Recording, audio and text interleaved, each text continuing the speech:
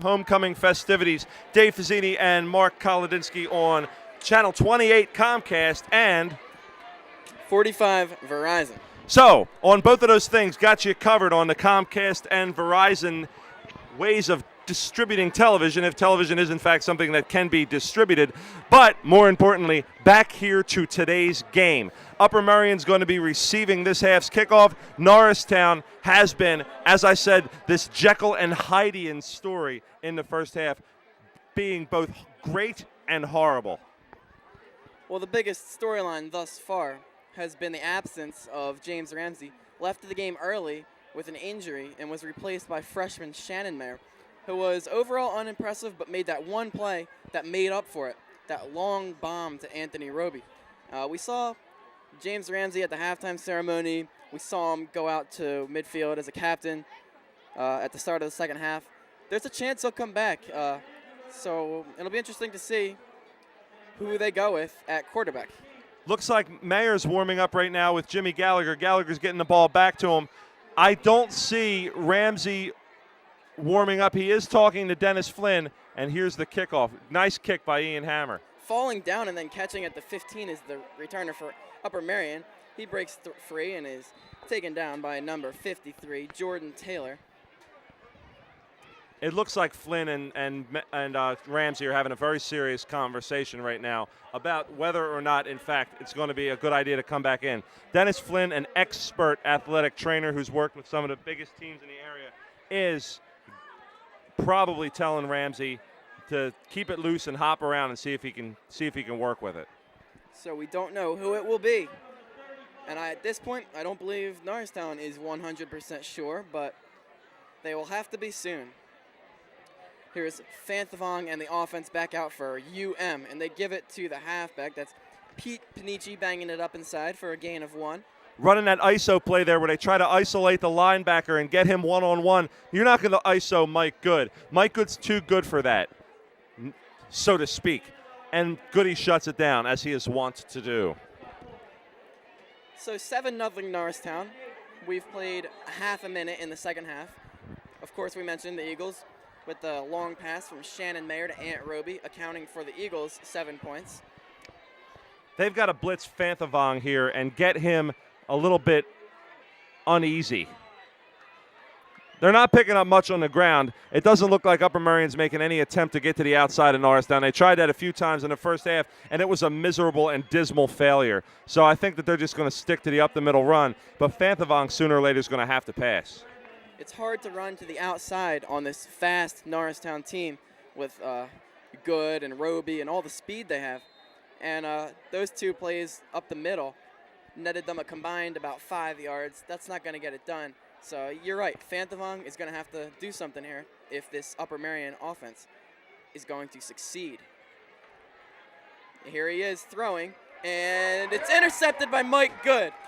He's been making plays all day, and now he gets an interception. What can you say about Mike Good except that he's the man, the unstoppable force that is Mike Good, a force of nature, one who is capable of making people either injured or embarrassed easily. He's too, wait for it, good.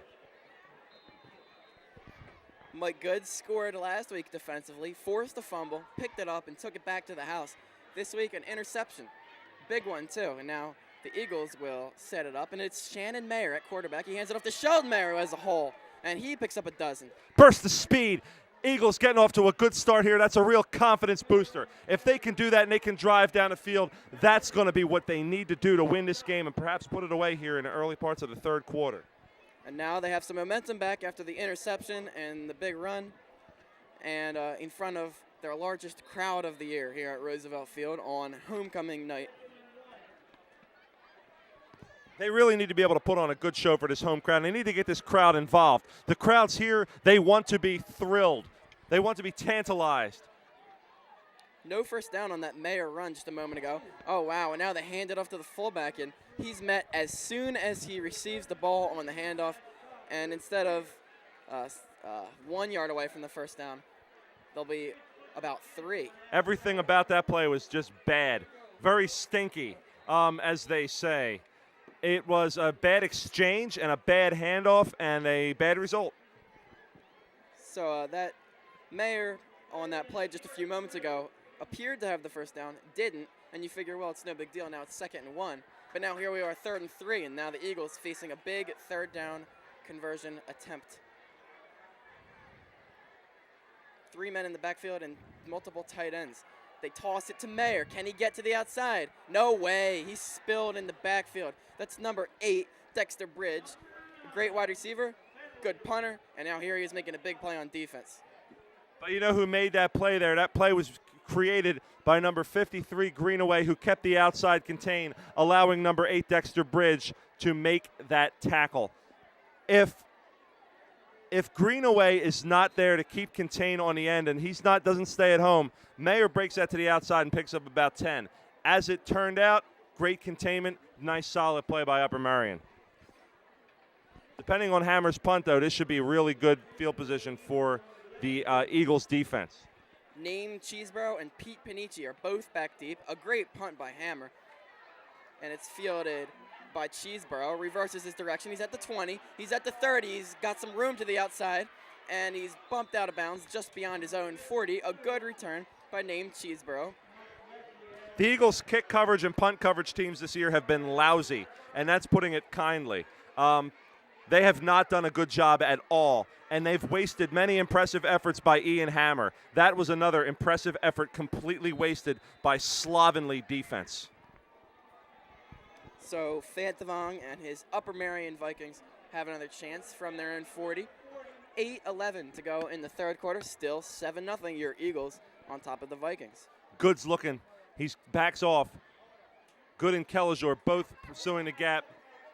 And it's a quarterback keeper, and Fantavong to the outside, and he lost 2. I'm not sure if that was designed for him to run or if Panici was met before he received the handoff, forcing Fantavong to improvise. Kellijor smacked Panici, and he was on that play the whole way. Good pursuing from the backside, along with 82 C.J. Douglas. There was nothing there. It was a great play by the Norristown defense, and they've got to continue that and continue being aggressive. When they're aggressive, they're strong and they get picks. When they're passive, they're weak and they get exploited. Well, I'll tell you, both teams have failed to establish the run with better than decent success, and it's been the passing game that's been dominant so far. It hasn't been great for either team, as there's only been 7 points scored, as Panici keeps rumbling ahead. He's still on his feet, and he's finally wrestled down beyond the first down marker. But passing has definitely been a trend in this game, and Mayer for Norristown was able to make the big play downfield. Fantavong for Upper Merion was not, thus the 7-0 score. The moral of the Partner's Tale in Jeffrey Chaucer's Canterbury Tales is avarice is the root of all evil. Avarice of greed, of course. That play was established by greed. The Norristown defense got greedy. They tried to rip the ball out instead of making a good, clean tackle. A good, clean tackle, it's 3 yards. What they did, it's 16, and it's got to stop. Ball now on the Eagles' 44-yard line, and they give it to number 41, that is James Brennan. And we're inside of 7 minutes to go in the 3rd quarter, and that's a gain of about 4. Now, your defense wants to create turnovers, Mark, but what your defense can't do is try to get the rip instead of getting the tackle. Put the man down. Don't let him pick up yards. That's the first priority. Let a secondary defender come in there and rip the ball away, but the primary tackler has got to be concerned with putting the man down. Didn't happen on that last run by Panici. 2nd and 6, ball on the 40. 3 wide receivers for Fantavong, who lines up in the shotgun, which we've seen him do a lot tonight. Along with 2 backs. Bobbled snap, but he does get the handoff off. And picking up what appears to be a first down is James Brennan. I'll tell you, this is going to be close, but it looks like they're marking him a half-yard short.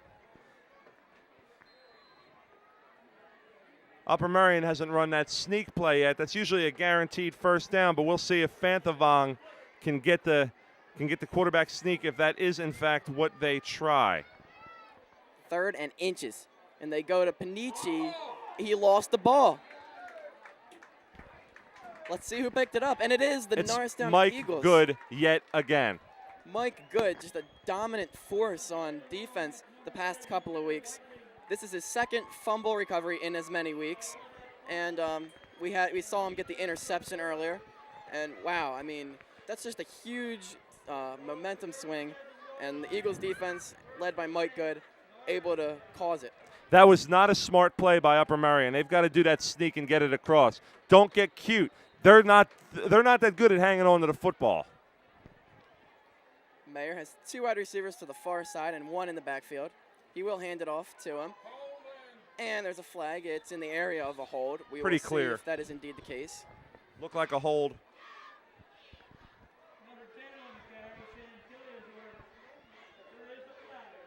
So this is coming back, the Kelliger scamper. And with Ramsey not yet in the game, I think it would be relatively safe to assume that he's done for the day. I think that Ramsey's done for the day. He's nowhere. I don't see him on the sideline, and he's not warming up. Oh, he is right there. He's looking on without a helmet, talking to Coach Roe Watson, but he doesn't have his helmet on, and he doesn't look like he's coming back in this game.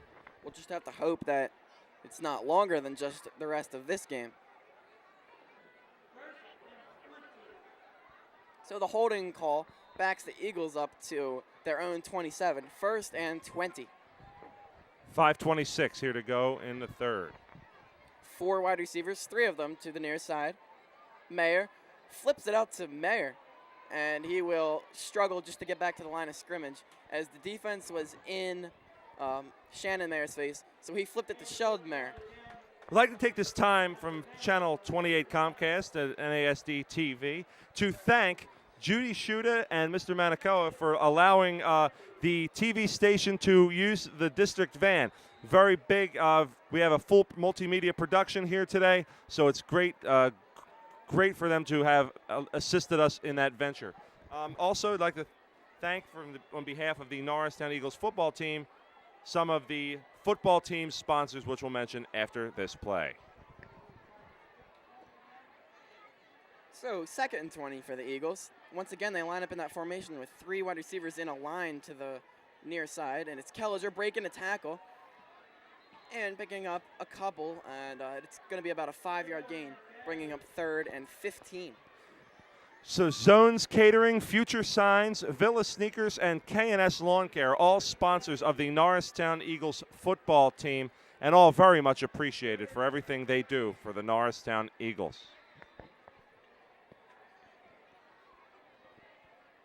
So we've seen a very low-scoring, defensive-dominated battle thus far as the Eagles will try to convert 3rd and 14. Still 7-0. The Eagles with the lone score. Shannon Mayer in the shotgun. 3 wideouts. Mayer is in the slot. Shannon throwing deep. He's looking for Roby again, and he was pushed down. And there is no flag. That's definitely a questionable no call, to say the least. Questionable, yes. The defensible, to defend the referee on that play, one might say that the feet were tangled up. It looked a little bit more than that up here, but the referee may be saying, and it would be justifiable to say that the feet were tangled and that both were going for the ball. It looked like there was some contact before the play, but it's real close. Great pass, though, by Shannon Mayer, showing that arm, getting it deep, and possibly even gaining some confidence here. They try to go deep to Roby again. Roby wanted the call, did not get it, and it'll bring on the punting unit. Hammer with a nice deep kick. It's fielded by Cheeseborough. He dropped it. Akeem Boyd hits him, and he stays up for a minute. Schwartz finishes him off, but although the Eagles were unable to get the ball there, which is disappointing, it is a return of about -5 yards, and that special teams coverage that the Eagles sometimes lack, not really tested there because of the misplay by Cheeseborough. Yes, sometimes lack is an understatement. 90% of the time lack. However, that was good, solid coverage and a bad play by Cheeseborough. He should not have tried to catch it over his head. He's not Willie Mays. Don't get cute. Catch it in the breadbasket. It's the second muffed punt we've seen today. And now here is Fantavong. He'll keep it. bursting through the line, and now he's taken down by Boyd and Hill. First time we've seen Fanthavong take off. He's got a little bit of speed on him. They might want to think about that. Think about keeping that in Upper Merion's bag of tricks. So inside of 4 minutes to go in the third quarter now, it's 2nd and 4 for the Upper Merion Vikings, who trail by a touchdown.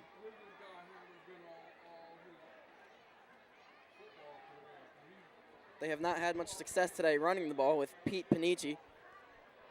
Fanthavong hasn't been a whole lot better passing the ball, although they've gone to it a lot. Here's Panici, and once again, not much. Not much there, but even too much given up. Norristown could have had him back in the backfield for a loss of a couple. You got to get better pursuit on that weak side. Whiteley's doing a good job, and Haley's doing a good job holding up the guards from being able to pull. But what's got to happen is those backers got to get penetration. Good and Kellijor, both consistent with penetration, but that was a chance for them to make a big play in the backfield and a kind of a missed opportunity. Curtis Haley will get a quick breather, and the Upper Merion offense back out on the field to attempt to convert a 3rd and inches. Let's see if they sneak it this time. They do, and there's a big hole, big enough at least, to pick up 2 yards. And now he fights for an additional 2. That's an impressive little run there by Alex Fanthavong, the senior starting quarterback of the Upper Merion Vikings. Fanthavong should have run it the last time on the sneak, and giving that would have obviated the need for that last defensive stand. He should have kept it, but he did there. Upper Merion has learned from their mistakes, and they're moving on. Bringing it to the 40 with 2:26 here to go in the quarter. Well, we'll see if that's the start of another slow, methodical drive down the field. Ball all the way to their own 40 now as Panici finds a little bit of room outside, but the pursuit of the Eagles able to catch up to him before he makes anything of it. The Eagles' pursuit is just too good when that play is gone to the far side of the field.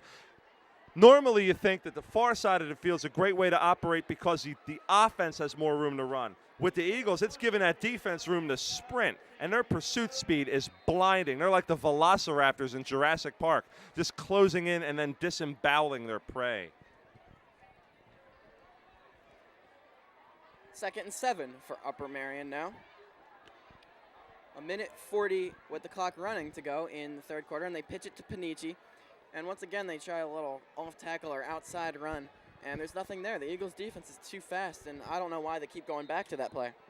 Mark, I couldn't have said it better myself. I don't know why they keep coming back to it. They're having a little bit of success with the ISOs, but it's just not working. And Curtis Haley is down. Team doctor and Dennis Flynn are both out, and Norristown's got to be wondering if they're snake bitten here tonight. The PW game last week, we saw PW get utterly savaged by injuries.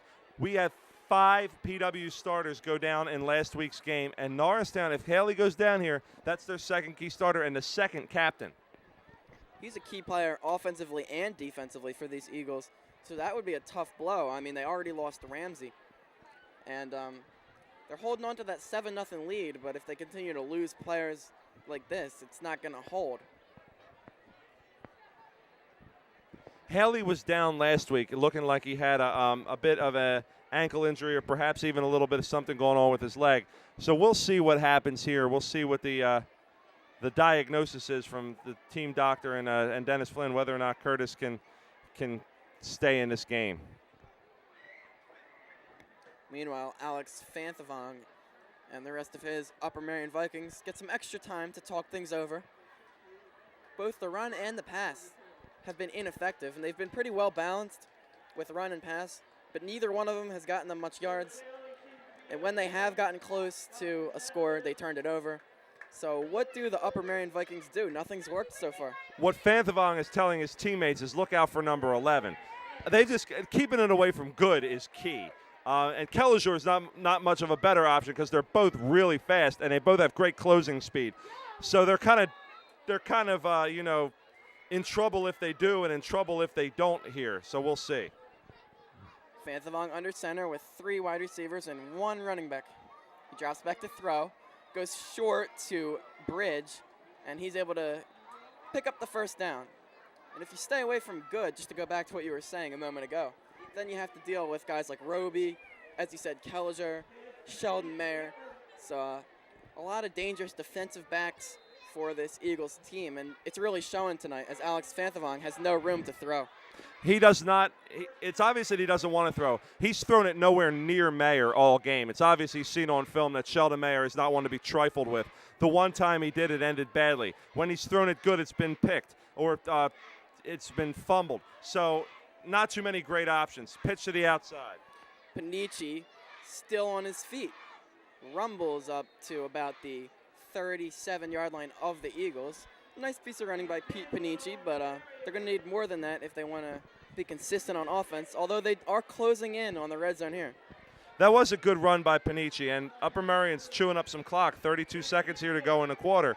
And Upper Merion's got to score, but they don't just have to score. They have to score, and then they have to score again in order to win this game and not just tie it up.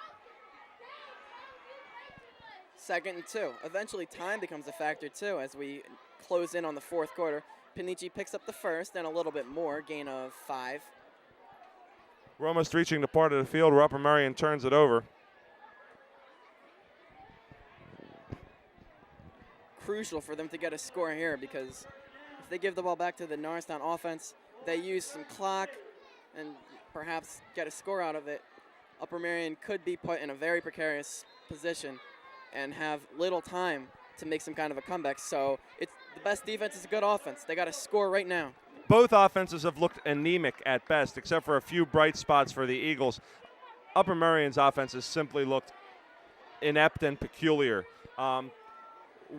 They really do need a score here, and Norristown needs to keep up that defense. That defense, they've been following the old bend but don't break philosophy. They've been giving up some yards between the 20s, but then when they've gotten down to 20, they've stiffened up and forced turnovers. They've got to do that again here.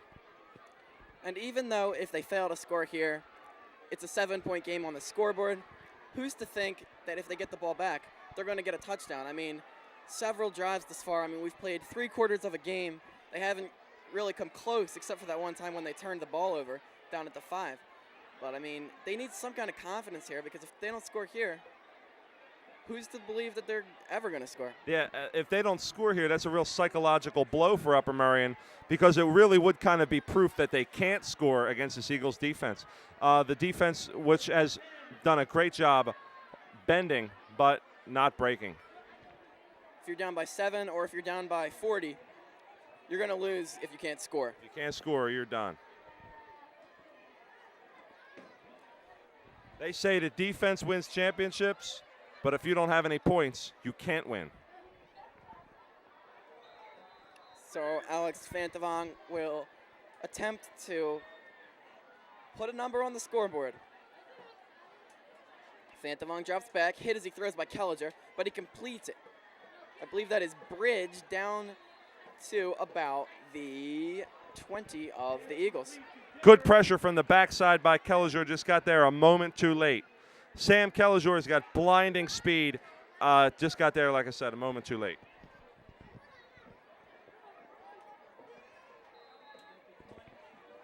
So that's a nice pickup for the Vikings.